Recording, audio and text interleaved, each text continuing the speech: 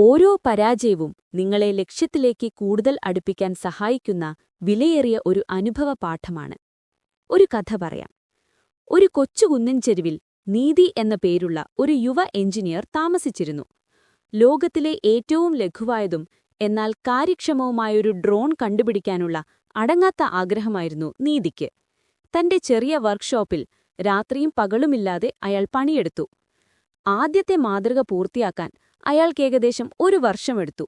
അത്യാധുനിക സെൻസറുകളും ശക്തിയേറിയ ബാറ്ററിയുമെല്ലാമായി ആ ഡ്രോൺ ഏറെ പ്രതീക്ഷ നൽകി.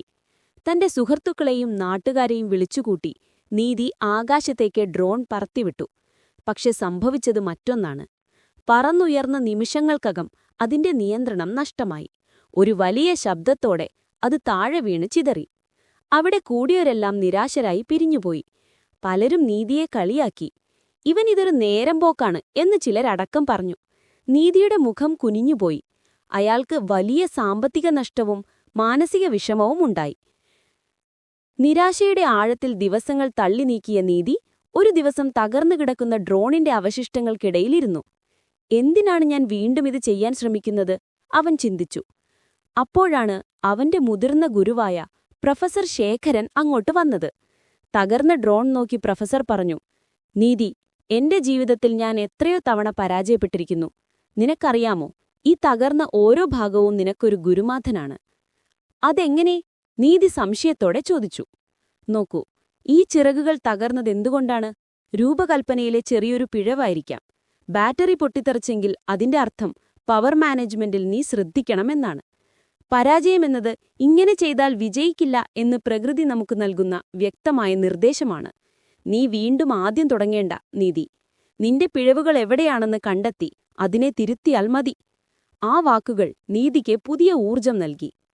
അടുത്ത 6 മാസക്കാലം നീതി വിശ്രമമില്ലാതെ തന്റെ തകർന്ന ഡ്രോണിലെ ഒരു പുതിയ രൂപത്തിൽ പുനഃസൃഷ്ടിച്ചു. ഓരോ പിഴവുകളും തിരുത്തി ഓരോ തവണ പരാജയപ്പെട്ടപ്പോഴും പ്രൊഫസർ പറഞ്ഞ വാക്കുകൾ അവനെ മുന്നോട്ടു നയിച്ചു. പരാജയം ഒരു പാഠമാണ്, ഒരു തിരിച്ചടിയല്ല. അങ്ങനെ ഒരു ശരത്കാല സന്ധ്യയിൽ നീതി തന്റെ പുതിയ മാതൃകയുമായി വീണ്ടും ആ കുന്നിൻ മുകളിലെത്തി. ഇത്തവണ അവിടെ വലിയ ജനക്കൂട്ടമുണ്ടായിരുന്നില്ല. വിശ്വസ്തരായ ഏതാനും സുഹൃത്തുക്കൾ മാത്രം. അവൻ സ്വിച്ച് ഓൺ ചെയ്തു. ഒരു ചെറിയ ശബ്ദത്തോടെ ആ ഡ്രോൺ മെല്ലെ പറന്നുയർന്നു. മുകളിലേക്ക് വളരെ നേരം അത് ആകാശത്ത് ബാലൻസ് ചെയ്തു നിന്നു. കാറ്റിൽ അല്പം ആടിയപ്പോഴും അത് താഴെ വീണില്ല.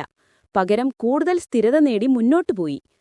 ആ ദിവസമാണ് നീതിയുടെ ജീവിതം മാറ്റിമറിച്ചത്. ലോകമെമ്പാടുമുള്ള ശാസ്ത്രജ്ഞർ അവനെ ശ്രദ്ധിച്ചു. അവന്റെ ഡ്രോൺ പിന്നീട് വികസിത സാങ്കേതികവിദ്യയുടെ ലളിത മാതൃക എന്ന പേരിൽ ലോകശ്രദ്ധ നേടി. സന്ദേശം: നീതിയുടെ വിജയം അവനെ പഠിപ്പിച്ചത് ഇതാണ്. പരാജയങ്ങളെ ഭയപ്പെടരുന്നു. ഓരോ പരാജയവും നിങ്ങളെ ലക്ഷ്യത്തിലേക്ക് കൂടുതൽ അടുപ്പിക്കാൻ സഹായിക്കുന്ന വിലയേറിയ ഒരു അനുഭവ പാഠമാണ്.